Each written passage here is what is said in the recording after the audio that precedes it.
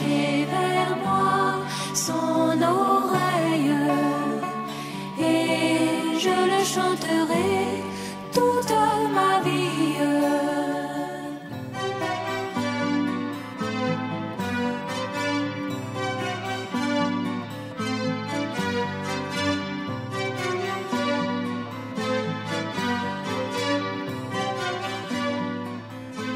Gloire à Dieu.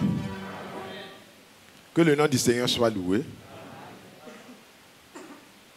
Je salue tous ceux qui sont aussi avec nous de manière virtuelle. Que Dieu les bénisse. Ceux qui prendront aussi en ligne, que Dieu les bénisse.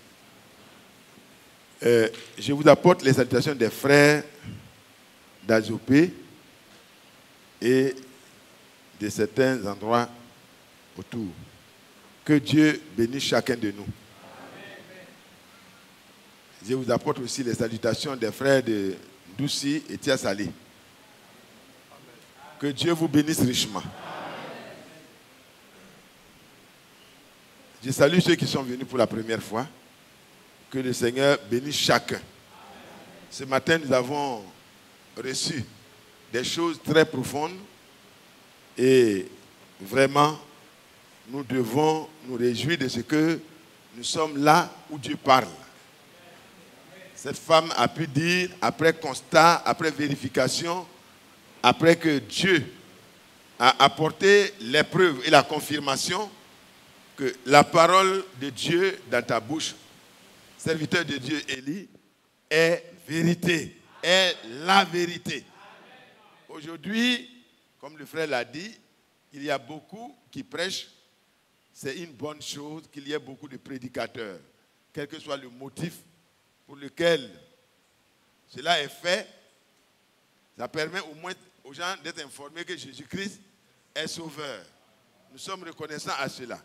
Mais il y a dans chaque époque un homme que Dieu envoie et charge d'apporter lui-même sa parole. Et quand vous êtes d'accord avec Dieu dans cette époque, vous devez être connecté, vous devez être d'accord avec ce que Dieu dit par celui qui l'a mandaté. C'est de cette manière que vous pourrez honorer Dieu et justifier Dieu. Au temps de la première venue du Seigneur, il a envoyé Jean-Baptiste. Et comme nous pouvons le lire, ceux qui ont écouté le message de Jean-Baptiste, quoique Jean-Baptiste n'était pas dans leur assemblée, parce qu'il s'est tenu dans le désert. Quand Malachie l'a entendu, quand Ésaïe l'a entendu, une voix crie dans le désert. Alléluia. C'est là-bas qu'il fallait se rendre si on veut préparer dans son cœur un chemin pour le Seigneur. Et il n'était pas là pour plaire à ceux qui l'écoutent, mais pour plaire à celui qui l'a mandaté. Et ceux qui sont d'accord avec Dieu, ils pouvaient trouver du plaisir à aller dans le désert. Ce n'était pas un endroit facile. Hein. Dans le désert, il n'y avait pas la colonne de nuée à ce moment-là. Amen. Pensez un seul instant dans le désert. Si on enlevait la toiture et puis on dit aux frères et sœurs de rester ici pour qu'on puisse écouter, ça ne sera pas une chose facile. Mais ils étaient dans le désert.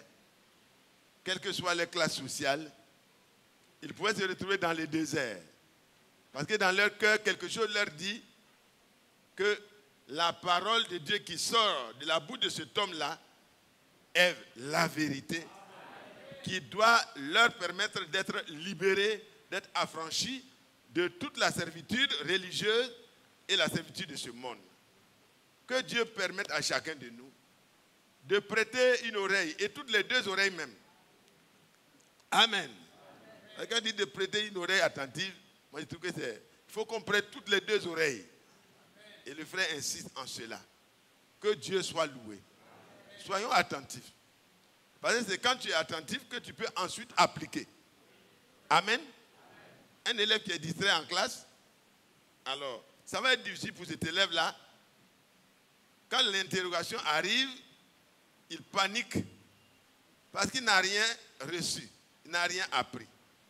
Mais à un élève appliqué, un étudiant appliqué, Alors, le moment de l'épreuve est un moment de joie parce qu'il y a des cadeaux qui vont suivre. Les prix d'excellence, lui, il attend ça à chaque étape. Amen. Et vous et moi, il y a des prix d'excellence à la fin. Que Dieu soit loué. À celui qui vaincra dans son âge en écoutant ce que Dieu dit par sa bouche, au travers de la bouche autorisée. À partir de ce moment-là, cet homme sera préparé. Et Jean-Baptiste, quand il a eu à exercer son ministère, il dit, les pharisiens et les sadducéens et les grands religieux de ce temps, ils ont annulé ce que Dieu a programmé pour eux parce que ils voulaient peut-être que Dieu descende de manière spectaculaire pour dire c'est moi le Christ.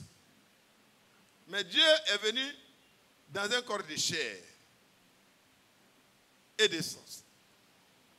Et il a envoyé d'abord son précurseur, Jean-Baptiste, pour que les hommes puissent croire par lui. Jean 1, verset 6, il n'était pas la véritable lumière, mais il était venu pour rendre témoignage à la lumière, afin que tous les hommes qui devaient croire dans son temps puissent croire par ce qui sortira de sa bouche. Parce qu'il devait leur montrer qui est la vérité. Amen.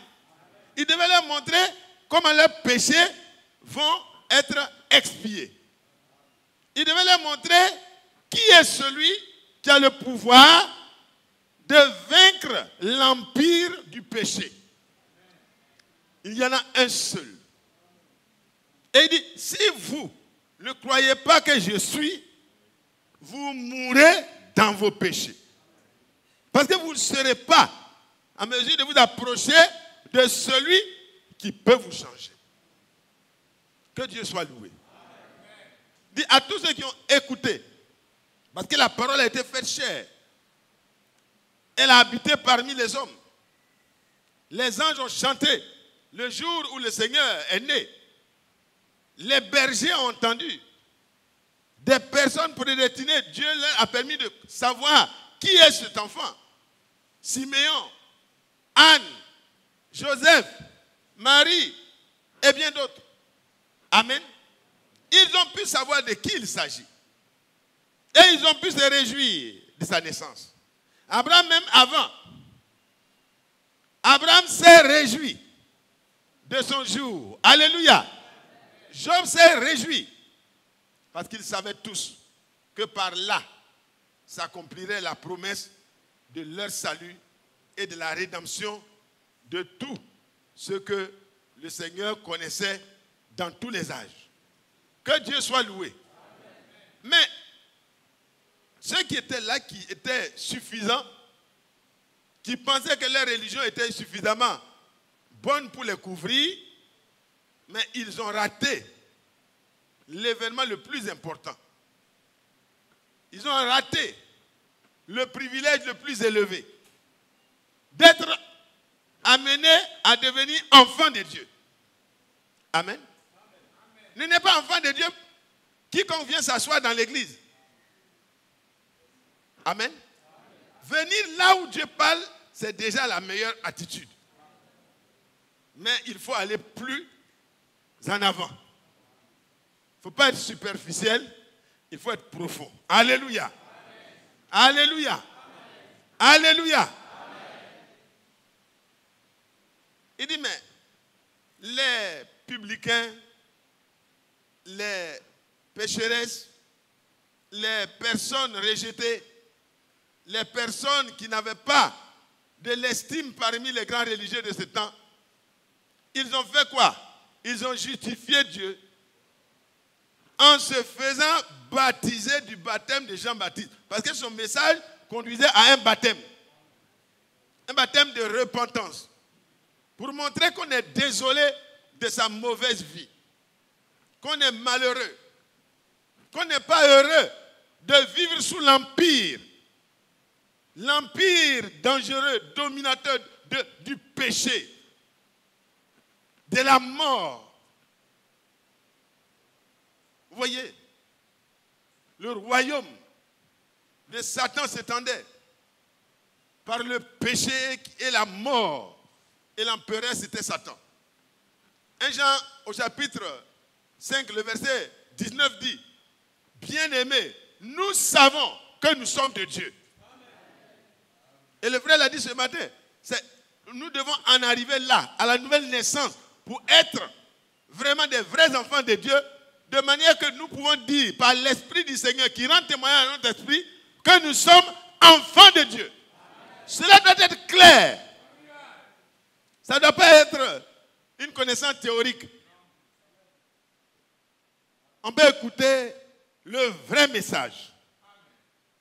Comme Israël a écouté le vrai message. Ils ont mangé la vraie manne. Ils ont bu au vrai rocher, le même rocher. Le rocher qui a été frappé, c'était le même rocher qui a abreuvé les autres. Josué et Caleb, ainsi que les vainqueurs qui sont entrés, n'ont pas bu un autre rocher. C'est le même rocher qui les a suivis pendant toutes ces années parce qu'il n'y avait pas une autre source dans le désert. Mes frères, la différence a été, comme nous l'avons entendu ce matin, qu'est-ce qu'ils ont fait? Est-ce qu'ils ont vraiment appliqué leur cœur avec foi en ce que Dieu disait pour le reste de la marche? Il ne suffisait pas de boire, il ne suffisait pas de manger. Il faut boire, il faut manger, il faut obéir pour la suite de la marche. La plupart, la grande partie de la masse ne furent pas agréables à Dieu. Frères et sœurs, les pécheurs et les publicains, tout ça, ils ont justifié Dieu. Et Dieu les a libérés. Ils sont passés de Satan à Dieu. Ils sont passés des ténèbres à la lumière. C'est deux royaumes complètement différents. Ils sont passés de l'iniquité à la piété, à la sainteté, à la justice. Ils ont été faits justice de Dieu. Oh, que Dieu soit loué. C'est possible encore aujourd'hui. Je vais illustrer ça par un verset que nous allons lire. Et nous allons comprendre que le Seigneur, il a tout pouvoir. Il peut le faire dans les choses naturelles comme dans le côté spirituel. C'est une réalité. Nous avons reçu un puissant sauveur. Zacharie était heureux. Quand l'Esprit l'a rempli, il l'a transporté dans une grande joie. Il pouvait dire, Dieu a visité son peuple et il a suscité pour vous et moi un puissant sauveur. Pourquoi cela? Excusez-moi. C'est malheureux. Nous sommes encore dans ce corps. Pardonnez-moi.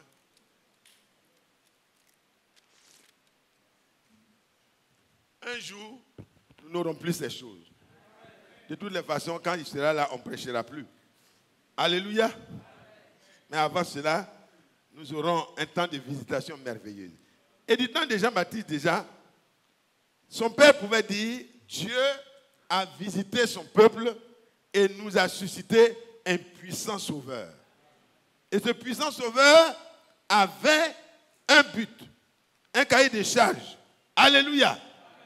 Alléluia. Il avait un travail à faire. Et quand il accomplira ce travail, il va avoir une postérité. Il va avoir des personnes qui sortiront de ce travail merveilleux. Qui vont vraiment être dans le bon plaisir de Dieu. Que Dieu soit loué. Loué. Luc 1, verset 68. Loué soit le Seigneur, le Dieu d'Israël, de ce qu'il a visité et racheté son peuple. Et il nous a suscité un puissant sauveur dans la maison de David, son serviteur. Comme il l'avait annoncé par la bouche de ses saints prophètes des temps anciens, un un sauveur qui nous délivre de nos ennemis et de la main de tous ceux qui nous haïssent.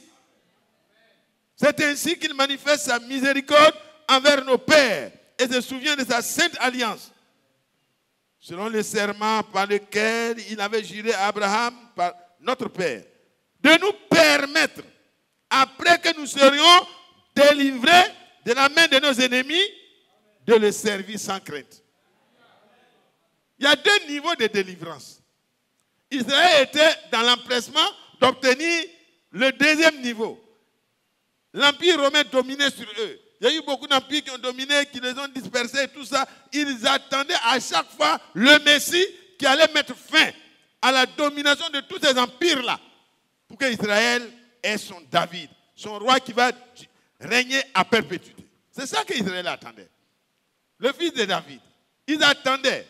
Celui dont Dieu a dit, je vais te donner un de tes fils, sera assis sur le trône et son règne sera éternel. Israël attendait ça. Mais qu'est-ce qu'un royaume qui pourra durer pendant que l'infection du péché serait encore dans le cœur des hommes? Est-ce que vous voyez, frères et sœurs? Le Seigneur est venu d'abord dans un premier temps. C'est là qu'il a envoyé Jean-Baptiste.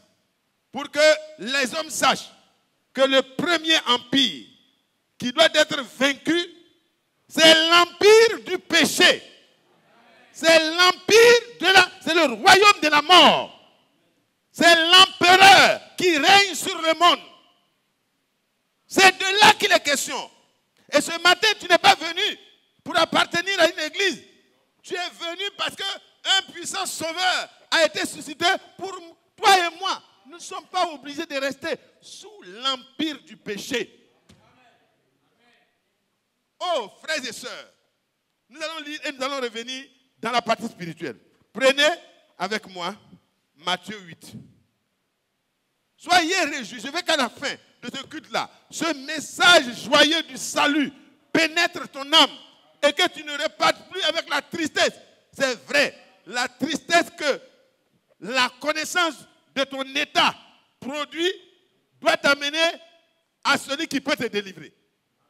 Et si tu te délivres, tu dois repartir à la maison avec une huile de joie. Alléluia.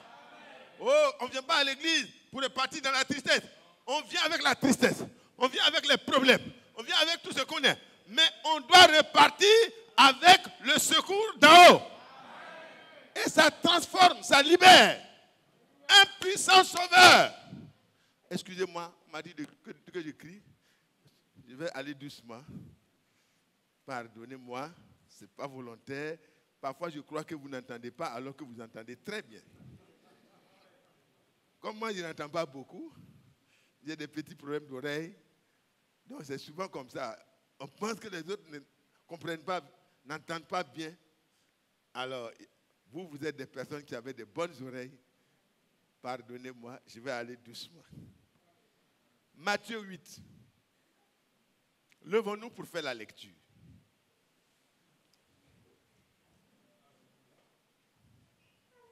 Je veux le lire dans la version 8 secondes et ils vont me projeter au tableau la version d'Arbi.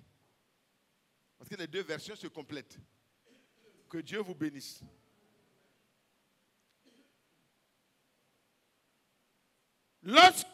Verset 8, chapitre 8, verset 1. Lorsque Jésus fut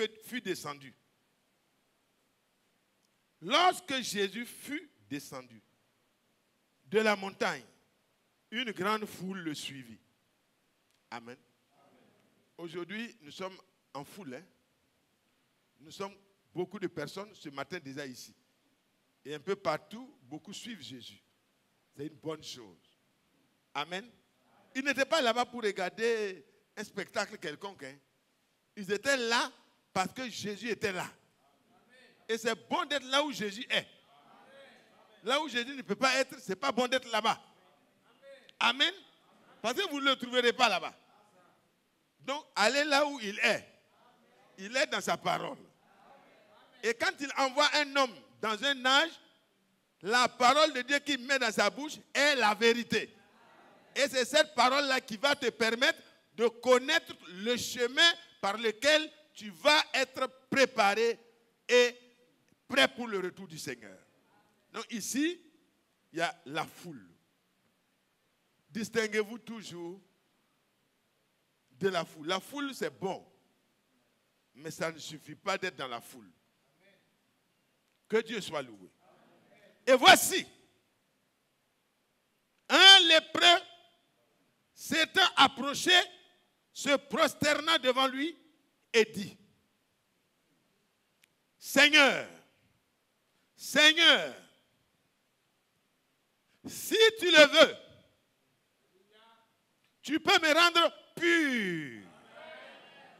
Jésus étendit la main, le toucha et dit, je le veux, sois pur.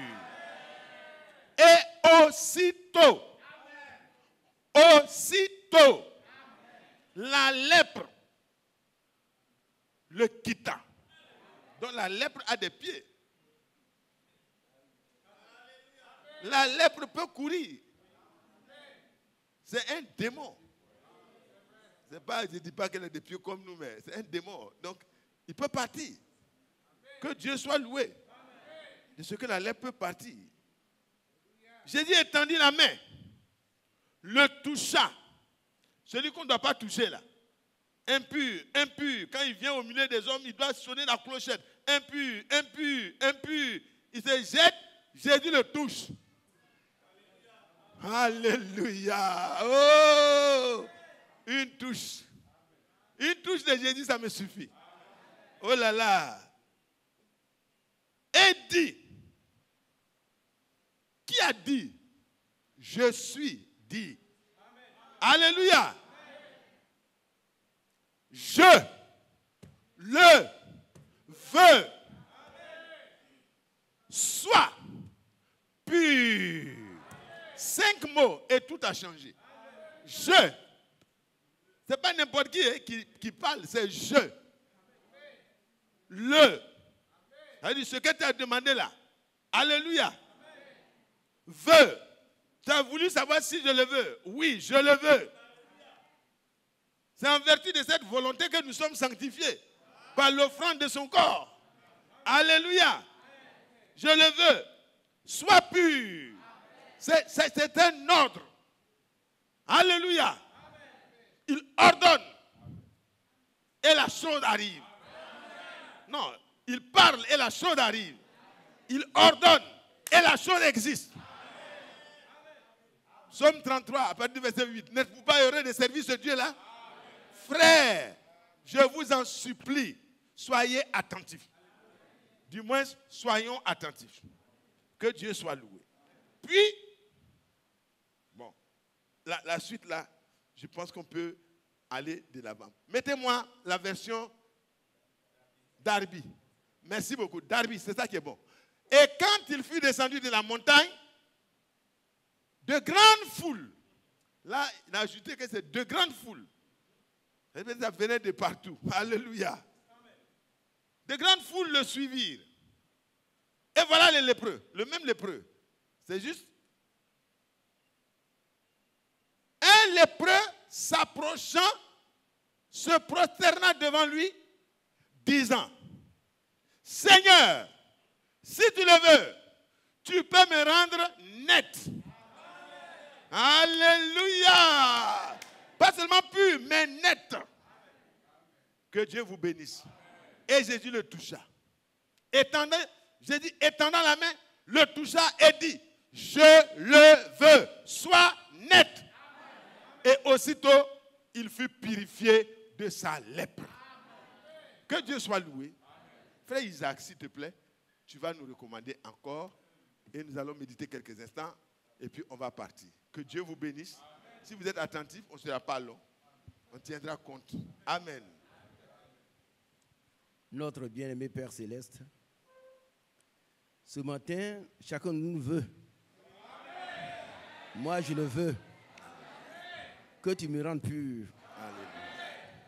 Et les 5 mots résument la grâce. Alléluia. Reçois par grâce.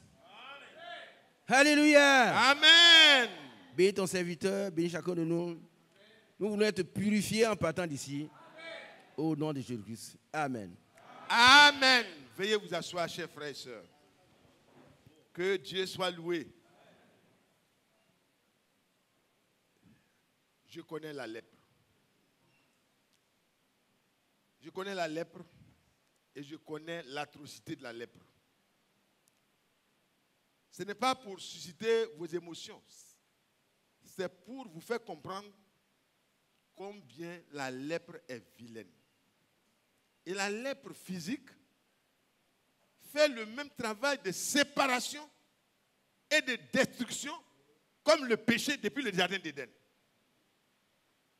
Est-ce que vous comprenez?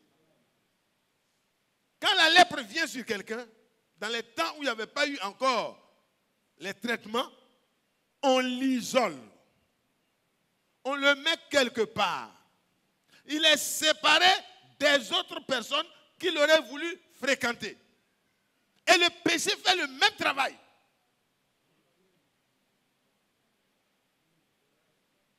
Le péché ne vous permet pas d'avoir une vraie communion saine. Partout où vous allez, vous infectez. Est-ce que vous comprenez? Quand le péché est dans ton cœur, tu peux dissimuler comment. Mais là où tu t'en vas là, tu vas infecter. Pensez un seul instant à ces hommes qui étaient en présence de Jésus. Ils sont assis en présence de Jésus. Ils l'ont invité Jésus. Jésus est là. Mais ils n'ont pas pu empêcher dans leur cœur de juger cette femme qui est venue pour être sauvée. Leur cœur était ce que nous allons lire tout à l'heure. Frère, je vous en supplie. Je vous en supplie. Soyez attentifs pour voir, pour examiner, comme le Seigneur l'a dit dans son résumé, pour voir est-ce que vous êtes devenu une nouvelle création ou bien vous êtes encore dans la position ancienne mais ayant revêtu le manteau du message. Le manteau des écoutes 3 fois par semaine. Ne pensez pas que ça vous sauve. Il faut aller plus loin. Il faut que quelqu'un reçoive le message de la fin des temps. C'est une juste. Parce que Dieu a dit que c'est ce message qui préparera le peuple de Dieu pour sa seconde venue. Il faut que tous ceux qui ne sont pas empêchés par un problème majeur écoutent. Pas 3 fois seulement. Mais il faut pouvoir même réécouter ce qu'on a écouté. Parce que Dieu a trouvé ça bon pour toi et moi. Il faut qu'on écoute. Il faut qu'on réécoute. Mais cela ne nous servira à rien si c'est pour nous gonfler. Ça ne te servira à rien si c'est pour juger les autres. Ça ne te servira à rien si c'est pour pouvoir te comparer aux autres. Si quelqu'un doit tirer une gloire, c'est d'avoir eu la grâce de connaître le Seigneur.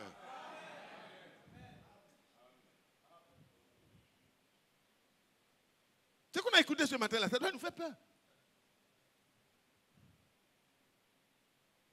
La colonne de nuée était là, ça couvrait même les incrédules.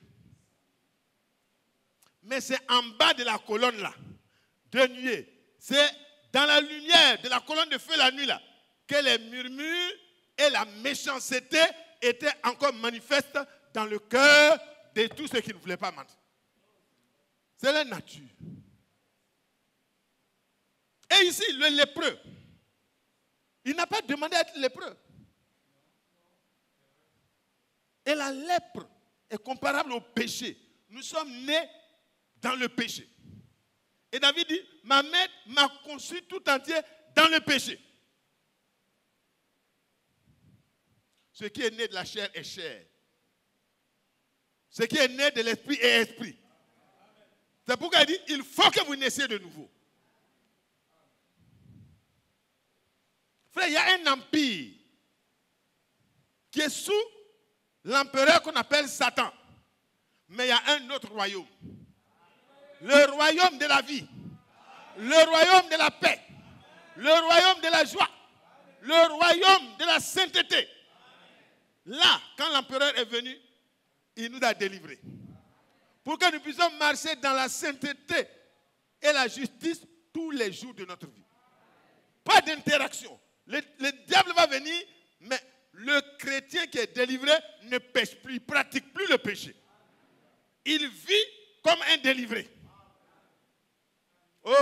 soit loué. Cet homme, il était peut-être à distance. Parce que Jésus était sur la montagne, il a fait le sermon. Et les lépreux, beaucoup de lépreux étaient là-bas, probablement. Dieu n'a pas parlé d'eux. Il y a un qui est sorti de la foule des lépreux pour venir vers la foule de ceux qui sont à l'église. C'est une bonne chose. Et quand il est arrivé, il ne s'est pas adressé à Pierre ni à qui que ce soit. Il est tombé devant Jésus et il dit, Seigneur. Pourquoi Seigneur? Parce que la révélation lui a été donnée. Ce matin, Dieu te révèle qu'il est là en tant que Seigneur pour toi aussi. Il dit, si tu le veux, que ta volonté soit faite. Tu n'as voulu ni sacrifice, ni holocauste pour le péché. Hébreux 10, à partir du verset 5. Mais tu m'as formé un corps. Pour que dans ce corps, je vienne pour accomplir ta volonté. La volonté de Dieu, c'est de délivrer le peuple de Dieu de son péché. L'empire qui domine sur lui depuis Éden.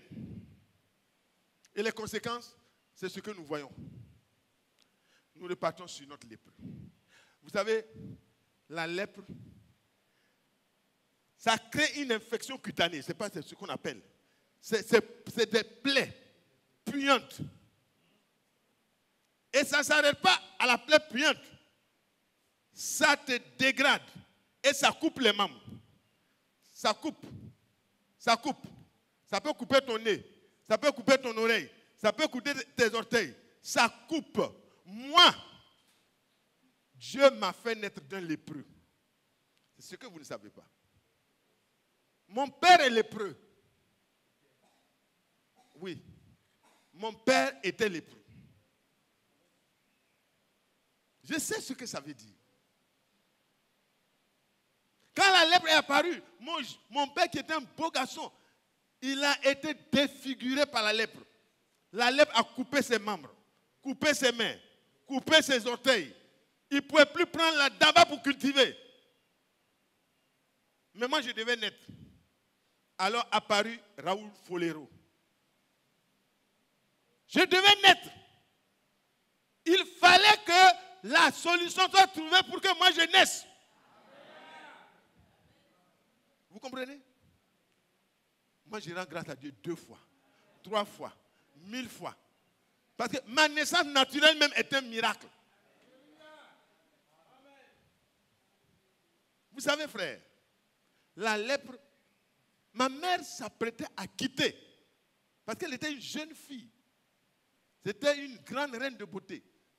Et la concurrence entre, paraît-il, entre les prétendants a donné ce résultat. Mon père a gagné, mais il a eu les conséquences de son gain. La lèpre. Et mon père était en train de mourir. Jésus n'était pas encore apparu à lui. Mais Dieu savait que je suis un prédestiné et que je dois naître.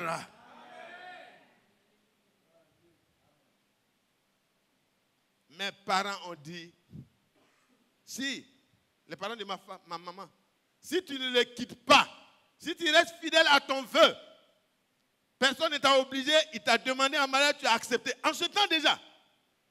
Alléluia. Alors, il ne faut pas l'abandonner parce qu'il est devenu malade. Si tu obéis à notre commandement, mes grands-parents, si tu restes avec ton mari fidèle dans la maladie, la lèpre ne te touchera pas et la lèpre ne touchera aucun de tes enfants. Ma mère a fait 11 enfants, il n'y a pas de lépreux parmi. Moi, je suis le dernier. Est-ce que vous voyez? Mes mères sont là. Juste après le premier enfant, la lèpre a été vaincue. Et moi, je suis né. Dans un village voué à la sorcellerie, condamné, abandonné à Satan par une alliance.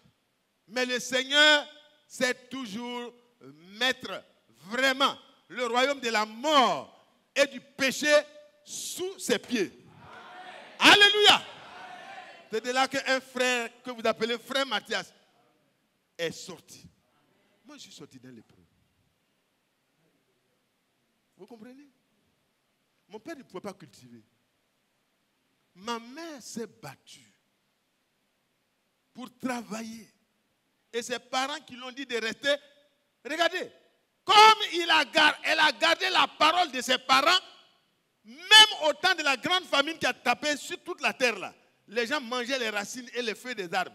Mais nous, on mangeait du mil.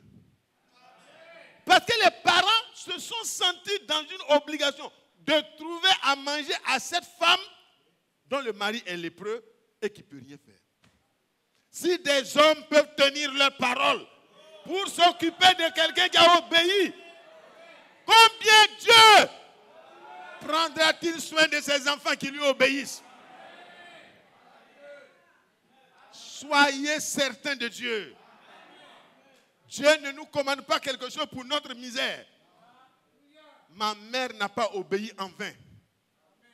Par la grâce de Dieu, elle a vécu, elle mangeait, on prenait. Le roi, qui était un de ses oncles, qui était un de ceux qui a engagé sa parole, il a dit, même s'il n'y a plus de grains, les derniers grains seront pour toi et tes enfants.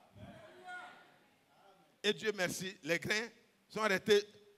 Et quand ça devait finir, Dieu a renvoyé l'abondance dans le pays.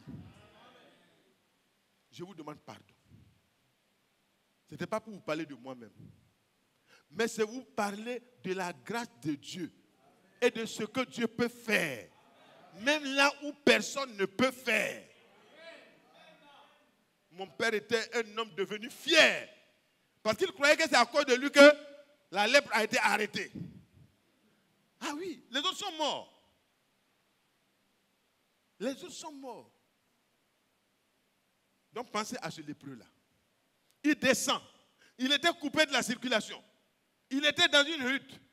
Il était abandonné à la mort. Et un jour, son jour était arrivé. Le jour où il peut marcher le front levé pour aller dire bonjour mon frère Emmanuel, bonjour mon frère Isaac.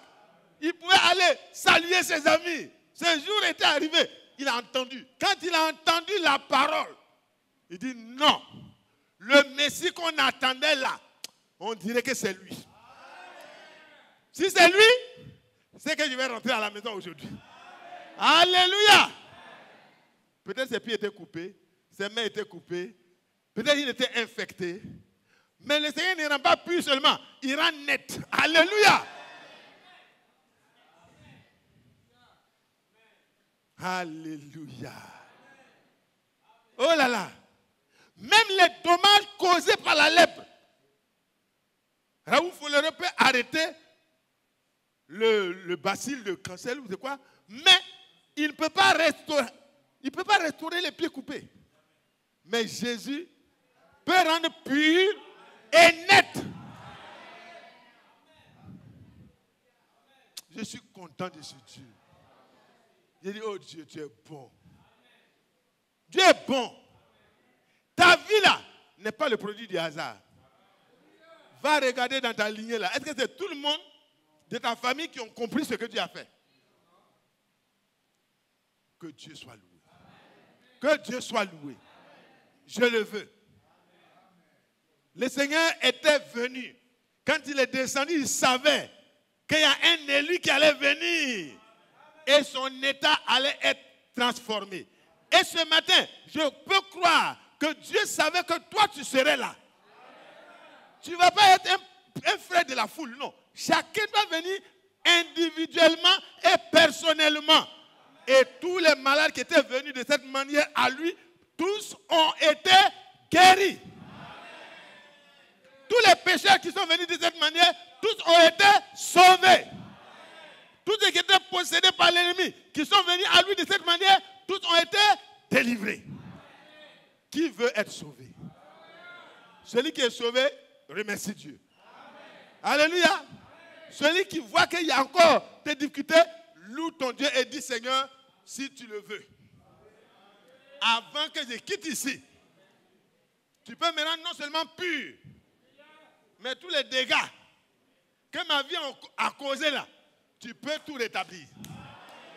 Tu peux tout rendre net. Oh, que Dieu soit loué. Est-ce que vous voyez comment notre Dieu est capable? Je le veux. Sois net. Sois pur. Et aussitôt, immédiatement, au même moment, au même instant, comme il a secouru Pierre. Alléluia. Fait Isaac me dit, et aussitôt.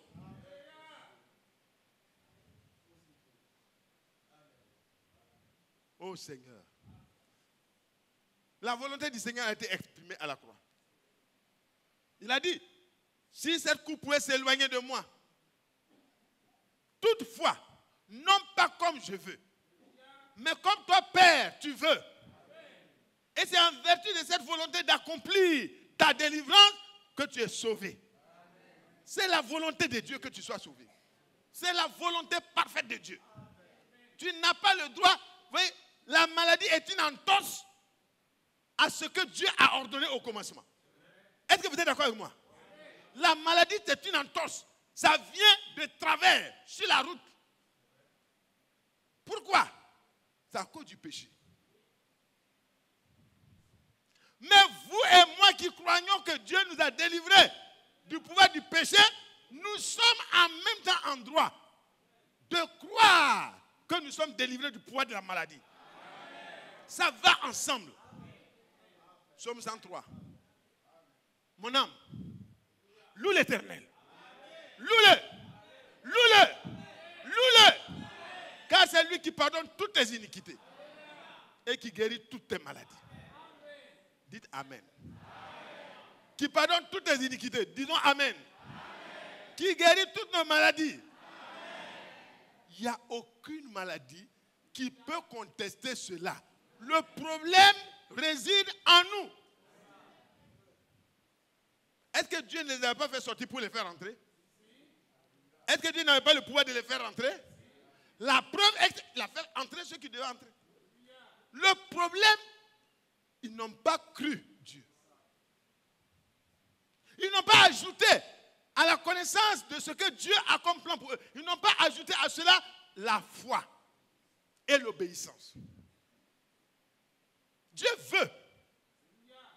Dieu ne voulait pas qu'un seul Israélite reste dans le désert. Le plus grand cimetière. Dieu n'a pas voulu cela. Mais la foi et l'obéissance accompagnent les élus. Que Dieu soit loué. Prenez Romains. Romains chapitre 3.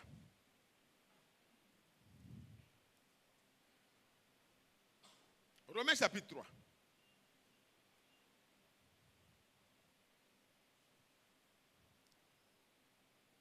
Au verset 9.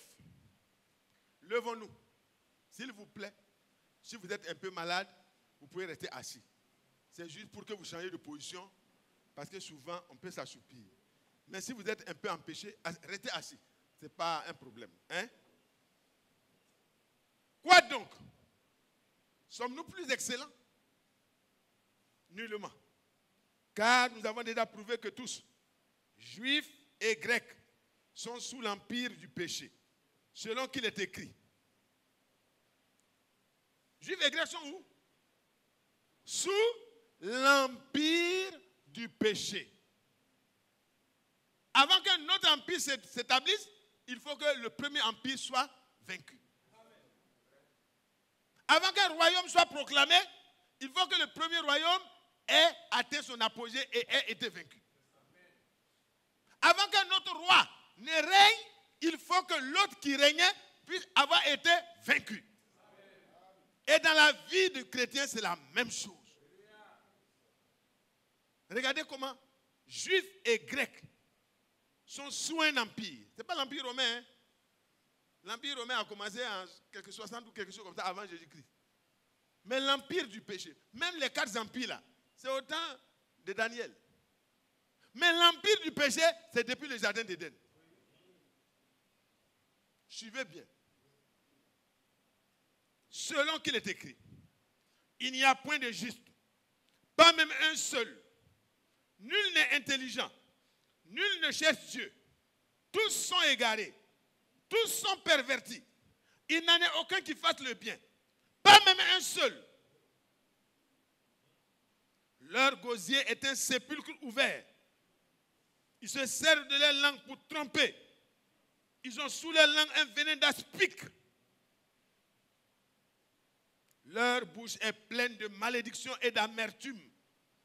Et leurs pieds sont légers pour répandre le sang. La destruction et le malheur sont sur leur route, là où ils passent. Ils ne connaissent pas le chemin de la paix. Et la crainte de Dieu n'est pas devant leurs yeux. Asseyez-vous.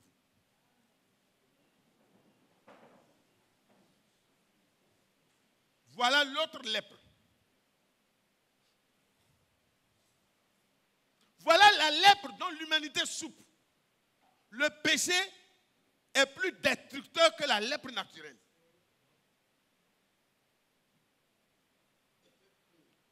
Et personne ne doit dire que l'autre est pécheur. Ce n'est pas ça qui est bon. Tu dois vérifier à la lumière de ce que j'ai lu. Est-ce que les choses anciennes sont passées? Regardez l'apôtre Paul. Trouvez-moi le verset où l'apôtre Paul dit: je ne vais pas faire le mal, mais c'est ça qui me... Je suis poussé à cela. Trouvez-moi ça rapidement. Le grand Paul, je crois que c'est dans Romains. Mais trouvez-moi ça. Romains 1, Romains combien? 7, voilà. Romains 7. Voilà.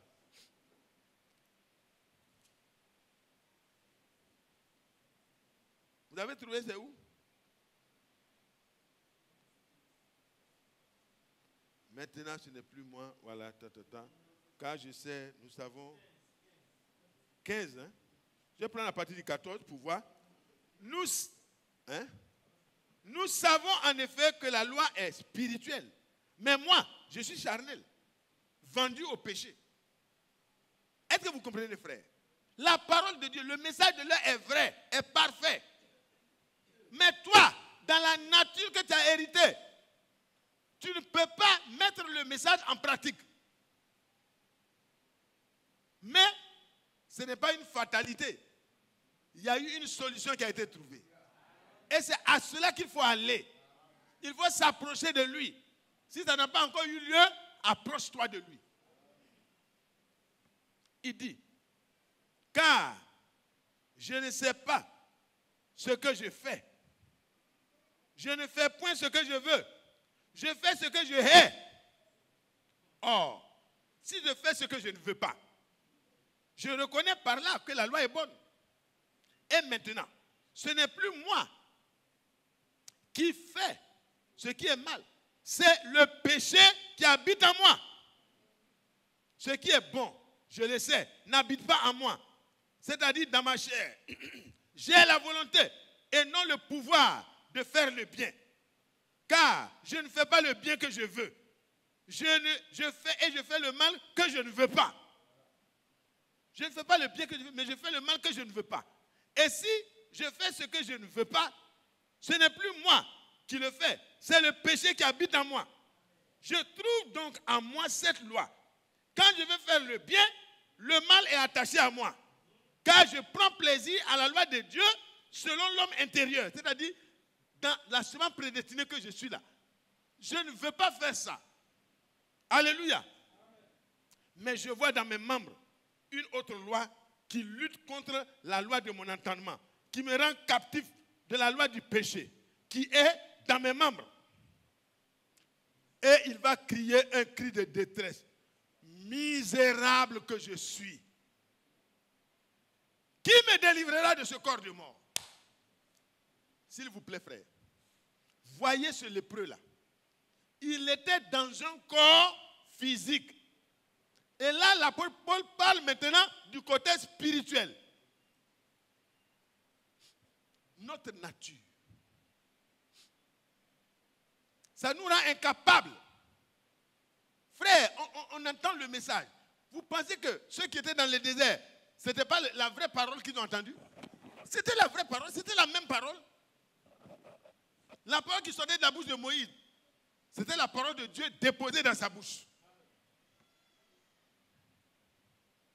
Je veux que ce matin, chacun de nous ne reste pas à ce triste sort-là, mais que chacun de nous comprenne que la situation n'est pas une situation temporaire, c'est une situation générale. Sur tout ce qui est sorti d'Adam et Ève, suivez bien, misérable que je suis, qui me délivrera de ce corps de mort? Mais 25, grâce soit rendue à Dieu par Jésus-Christ notre Seigneur. Ainsi donc, moi-même, je suis par l'entendement esclave de la loi de Dieu et je suis dans la chair, par la chair, esclave de la loi du péché. Mais, gloire soit rendue à Dieu. Gloire à Dieu. Est-ce que vous voyez l'apôtre Paul? Est-ce qu'il était meilleur que ce misérable lépreux? L'apôtre Paul s'est rendu compte qu'il veut être en communion avec Dieu. Il veut être en communion avec les autres frères. Il veut vivre sans le péché. Mais il est sous l'empire du péché. Il est sous l'empire du péché. Mais ce n'est pas une fatalité. Ce n'est pas une fatalité, frère. Regardez ce qu'il a dit. Gloire soit rendue à Dieu par Jésus-Christ, notre Seigneur. Gloire soit rendue à Dieu. Gloire soit rendue à Dieu. Gloire soit rendue à Dieu. Parce que Jean-Baptiste l'a désigné. Allons pour savoir pourquoi. Gloire soit rendue à Dieu par Jésus-Christ notre Seigneur. Jean, au chapitre 1, le verset 29. Le lendemain, il vit Jésus venant à lui et dit, voici l'agneau de Dieu qui ôte le péché du monde. Voici l'agneau de Dieu. Et dans Ésaïe, vous savez qu'il était écrit de lui dans le rouleau du livre. Il est écrit, à partir du verset 4, cependant, ce sont nos péchés, nos souffrances qu'il a portées. C'est de nos douleurs qu'il s'est chargé. Et nous l'avons considéré comme puni, frappé de Dieu et humilié. Mais pourquoi? Il était blessé pour nos péchés, brisé pour nos iniquités. Le châtiment qui nous donne la paix est tombé sur lui. Et c'est dans ces meurtrissures que nous sommes guéris. Alléluia. C'est la réalité. Et nous avons déjà lu ensemble que notre problème a été porté déjà très loin. Le Seigneur n'a pas voulu que tu restes dans cet état misérable. L'apôtre Paul a dit, misérable que je suis, mais sur le chemin de Damas, le misérable était à genoux. Comme les lépreux, le misérable était à genoux. Et il se rendait compte qu'il marchait dans le sens contraire du salut. Il dit, mais Seigneur, qui es-tu? Qui es-tu? Seigneur. Le lépreux, lui, savait qui il était. Il a dit, Seigneur, si tu le veux, tu peux me transformer. Mais Paul posa la question, qui es-tu? Et le Seigneur dit, je suis Jésus. Je suis Jésus que tu persécutes. L'ange avait dit, tu lui donneras le nom de Jésus. Car c'est lui qui sauvera son peuple de quoi? Du royaume romain. Il sauvera son peuple de quoi? De ses péchés. La première apparition du Seigneur Jésus, c'est pour, par son sacrifice, abolir, mettre fin à l'empire du péché. Hébreux 9, à partir du verset 26, vous pouvez noter pour lire à la maison. Mes chers frères, et nous pouvons lire dans Galates 3, à partir du verset 13. Pourquoi il fallait d'abord que Christ vienne pour être pendu? Avant de venir pour régner, il devait venir d'abord pour être pendu. Nous allons comprendre. C'est des rappels, parce que vous savez ces choses. Christ nous a racheté de la malédiction. Parce que Paul a dit, je sais que la loi est bonne. Je vais la pratiquer. Mais en moi, il y a quelque chose qui m'empêche de faire la parole de Dieu. Je sais que le message est vrai. Les enseignements de frère Franck sont vrais. C'est la parole de Dieu qu'il a mis dans la bouche de son serviteur pour nous enseigner. Je sais que la parole de Dieu dans sa bouche est vérité. Mais qu'est-ce qui m'empêche de mettre cela en application dans ma vie, dans mon foyer, dans ma famille, dans mon assemblée. Le problème, c'est là. C'est la nature qui est en nous.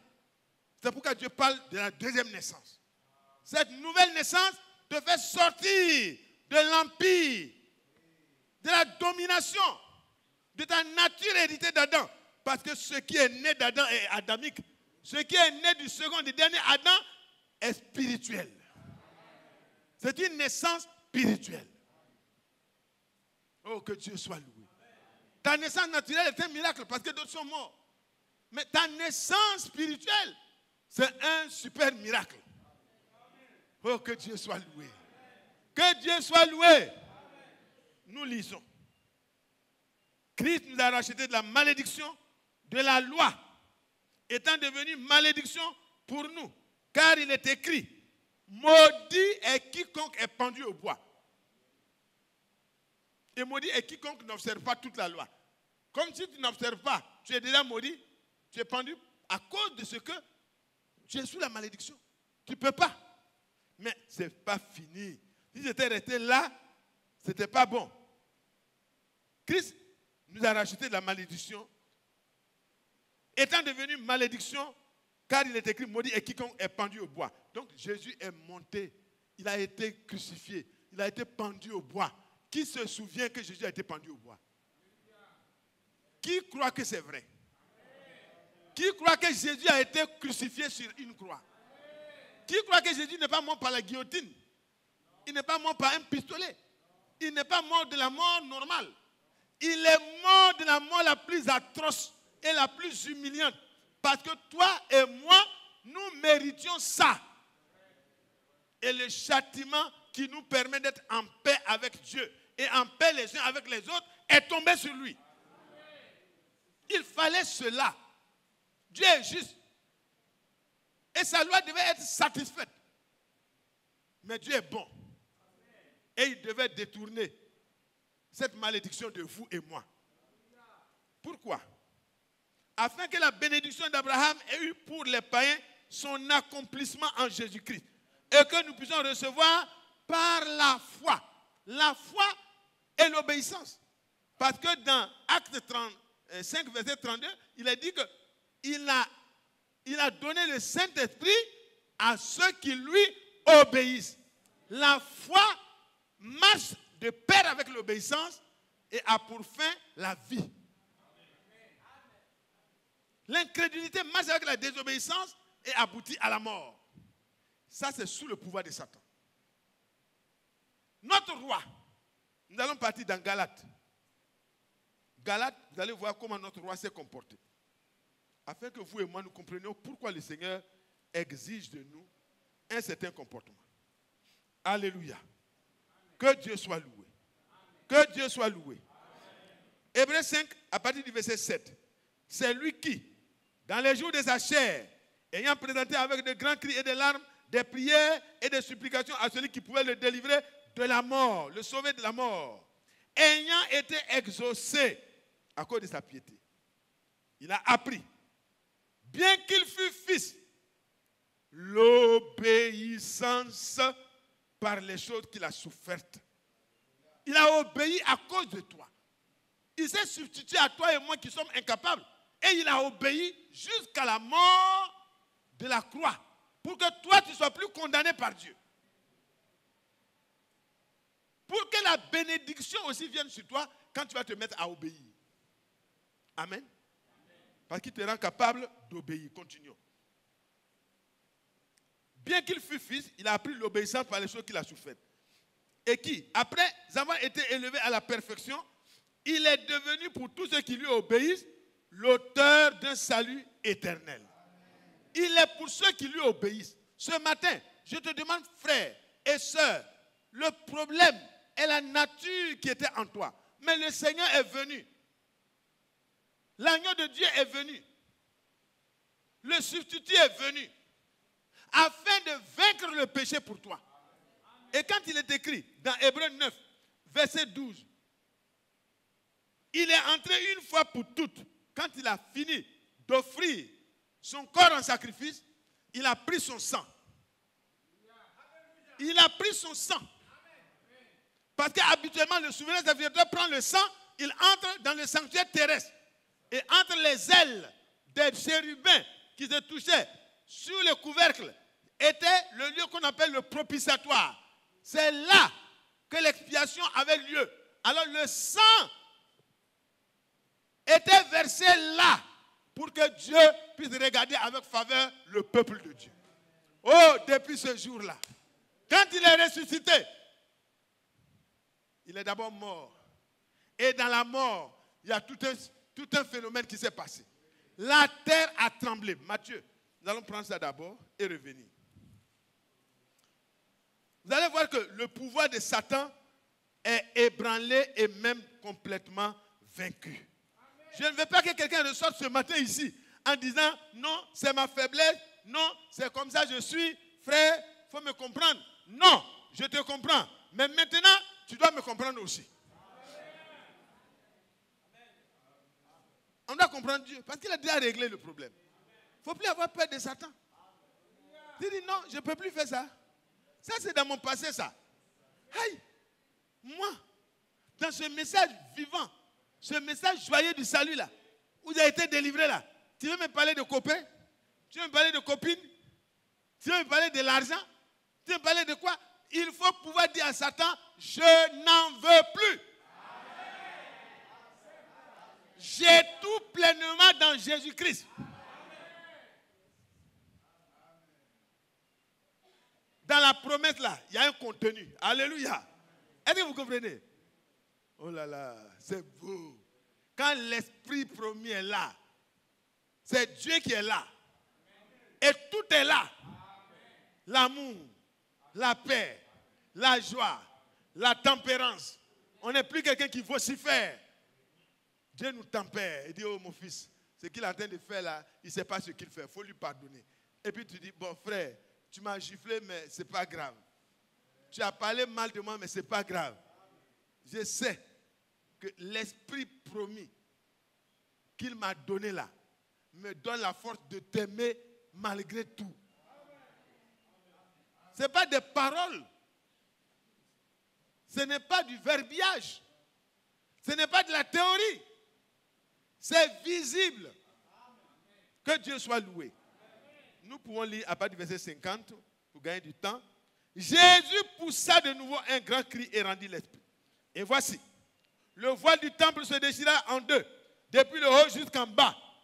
La terre trembla, les rochers se fendirent, les sépulcres s'ouvrirent, et plusieurs de corps des saints qui étaient morts ressuscitèrent. Alléluia. D'abord, le voile se déchira du haut jusqu'en bas. Ça veut dire l'endroit qui n'était pas permis d'entrer, même le souverain sacrificateur entre une seule fois par an. Le Seigneur a mis fin à la première sacrificature. Il a pris son sang plus tard, quand il est ressuscité. Alléluia. Parce que la première sacrificature a pris fin avec le sacrifice de l'agneau de Dieu. Le dernier agneau qui devait être immolé, c'était l'agneau de Dieu. Quand il était immolé, c'est la fin de tous les sacrifices. C'est pourquoi les religieux qui font les sacrifices, ils sont un peu en retard. Il faut leur dire ça. Que le dernier sacrifice a été fait. Le voile a été ouvert. Les gens peuvent entrer là-bas, il n'y a plus de problème. Parce que Dieu a déployé la chose en haut. Le sang de Jésus-Christ a été versé sur le propitiatoire céleste. Et alors, il a obtenu pour vous et moi, comme le dit, voyez, Hébreu, nous avons ouvert là-bas, à partir du verset 12, Hébreu 9, 12, il est entré une fois pour toutes dans le lieu très saint, non avec le sang des boucs et des taureaux, mais avec son propre sang. Son propre sang. Son sang pur. Son sang innocent. Son sang parfait. Et vous savez que, frères et sœurs, allez-y dans la chose, Lévitique. Lévitique 17. Lévitique 17. Allons-y rapidement. Lévitique 17, parce que dans le sang, quand il n'y a pas d'effusion de sang, il n'y a pas de pardon des péchés. Mais pourquoi le sang? Car, verset 11, l'âme de la chair est dans le sang. Je vous l'ai donné sur l'autel, afin qu'il servît d'expiation pour vos âmes. Car c'est par l'âme que le sang fait l'expiation. Verset 14. Car l'âme de toute chair est son sang qui est en elle. C'est pourquoi j'ai dit aux enfants d'Israël, vous ne mangerez pas le sang d'aucune chair. Alléluia. Alléluia. Qu'est-ce qui s'est passé? Le Seigneur, dans le sang de l'agneau de Dieu, le sang qui était là, c'était le sang de Dieu. C'était le sang de Dieu. Alléluia. Ce n'est pas le sang de Joseph. C'est pas vrai? La semence ne venait pas de Joseph. C'est la parole de Dieu qui a été faite chair. C'est pourquoi le sang qui était là, c'était la vie de Dieu qui était dans ce sang-là. C'est pour cela que, frère, de la même manière que le souverain sacrificateur entre, il verse le sang sur l'autel, sur le propitiatoire, et il descend avec une partie de ce sang. Et il fait l'aspersion sur le peuple. Quand le Seigneur a fini d'obtenir la rédemption éternelle, il est revenu le jour de la Pentecôte et il a fait don de son esprit. La vie de l'agneau de Dieu vient sur toi et moi. Vous n'êtes pas content. C'est ça qui a fait qu'au ciel, les anges, les êtres vivants, ils se sont jetés à terre. Ils ont compris que le Seigneur a décidé de nous rendre purs. Il a décidé de nous rendre nets. Il a décidé de nous voir à travers sa vie. Et il a décidé de faire résider sa vie en nous.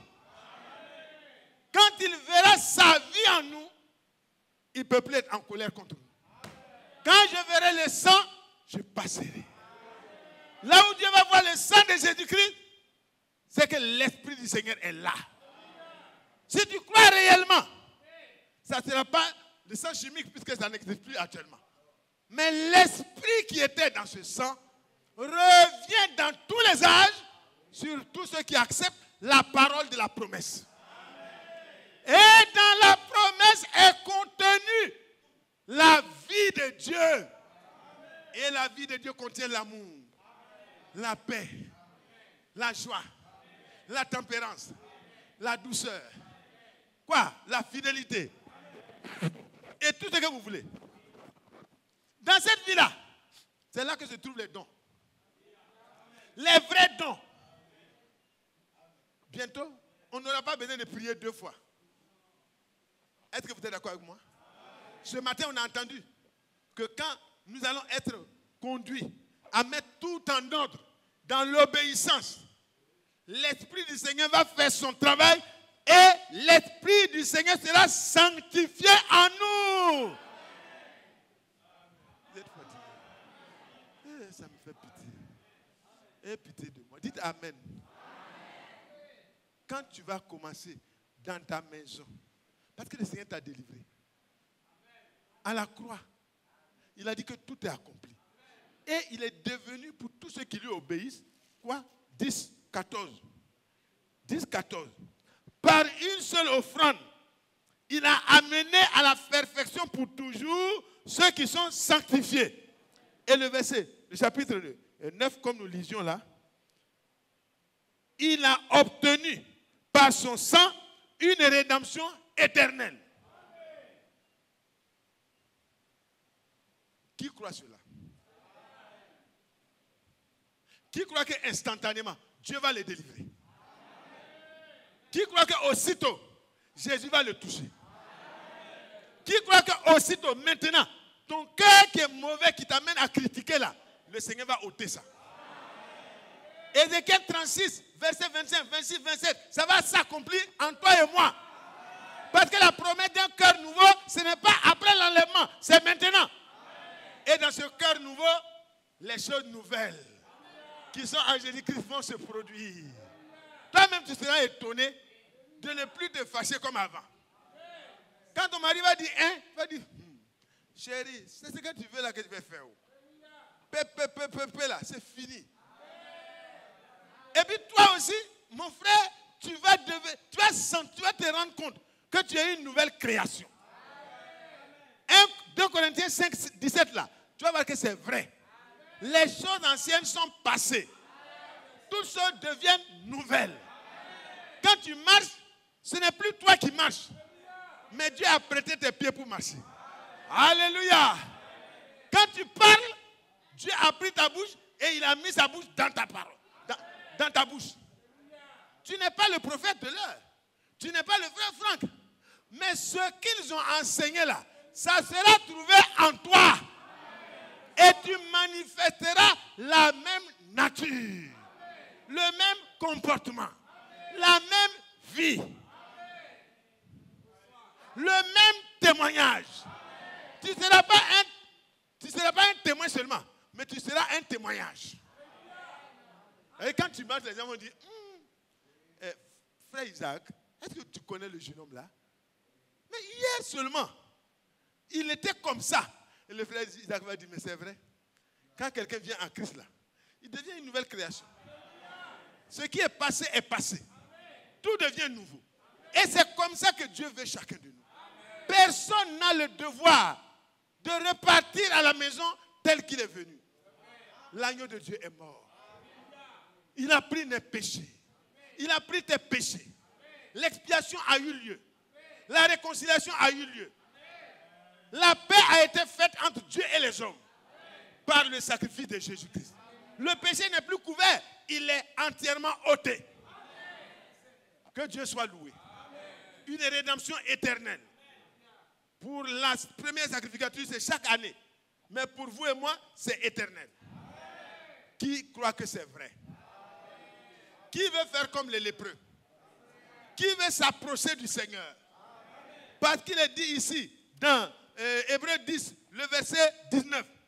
Ainsi donc, puisque nous avons au moyen du sang de Jésus une libre entrée dans le sanctuaire, alléluia, par la route nouvelle et vivante qu'il a inaugurée pour nous au travers du voile, c'est-à-dire de sa chair, et puisque nous avons un souverain sacrificateur établi sur la maison de Dieu, approchons-nous.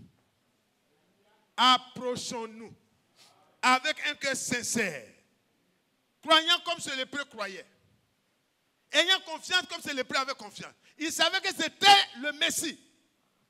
Dieu avait dit, il viendra lui-même et vous sauvera. Alors, les lépreux seront purifiés. Les paralytiques se lèveront. Les aveugles verront.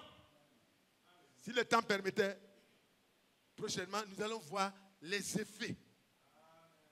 Ça s'étend dans tous les domaines de la vie. Tous ceux qui ont cru qu'ils seront approchés de cette manière, les lépreux suivaient Jésus. Et puis, c'est dans Matthieu 9.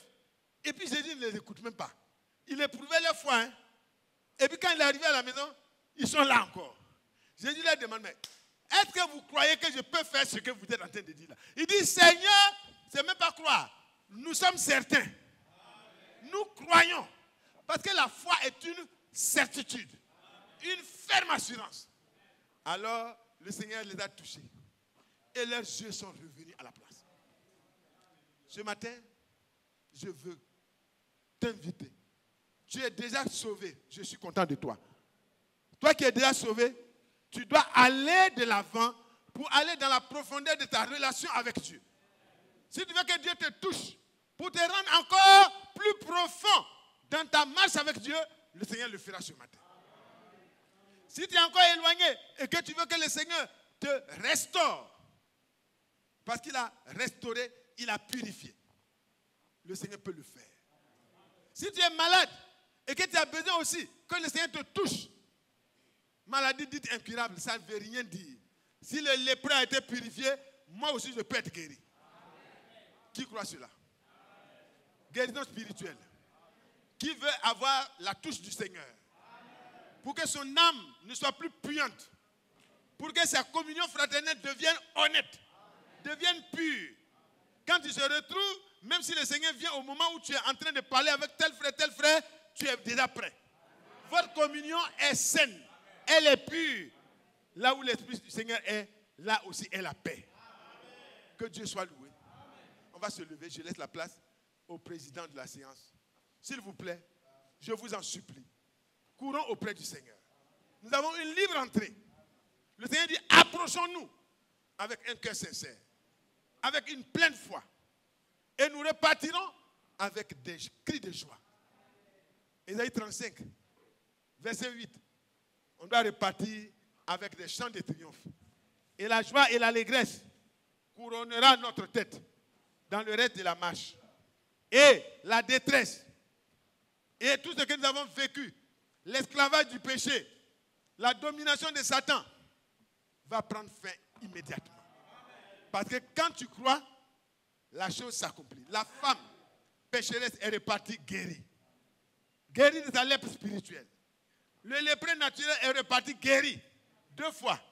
Parce que désormais, il pouvait aller au temple pour écouter la parole de Dieu. Que Dieu te bénisse. Que Dieu te bénisse. Que Dieu me bénisse. Que Dieu nous bénisse. Que chacun de nous reçoive selon ce qui est son besoin. Que nous puissions croire que Jésus peut tout. Là où nous avons échoué, Jésus n'échouera jamais. Il ne dit pas demain, aussitôt.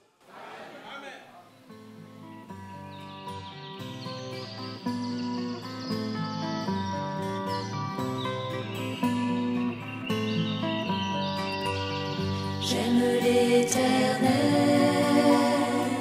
car il entend ma voix. Il a penché vers moi son oreille, et je le chanterai